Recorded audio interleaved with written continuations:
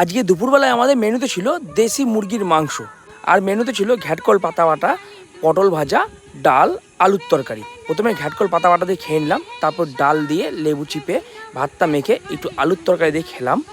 আর এই ঘ্যাটকল পাতা বাটাটা খুব সুন্দর খেতে লাগে, এইটা দিয়ে তো সব ভাতই খাওয়া হয়ে যায়। আমাদের বাড়িতে সবাই এটা খুব ভালো খায়। তারপরে দিয়ে দিল হচ্ছে দেশি চিকেন।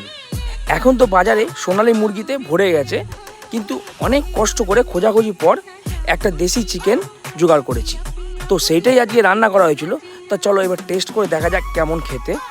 উপর দিয়ে লেবু চিপে মাংসর ঝোল দিয়ে ভাতটা মেখে নিলাম, তারপর একটু আলু নিয়ে নিলাম, আলুর সাথে ট্রাই করলাম।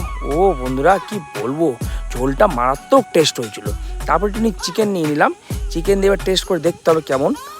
আর চিকেনটাও দুর্দান্ত ছিল, কারণ একদম অরিজিনাল দেশি মুরগির মাংস ছিল। তা চলো আমি এখন খেতে থাকি, আর তোমাদের ভালো লাগে তাহলে অবশ্যই সাবস্ক্রাইব করো। বাই।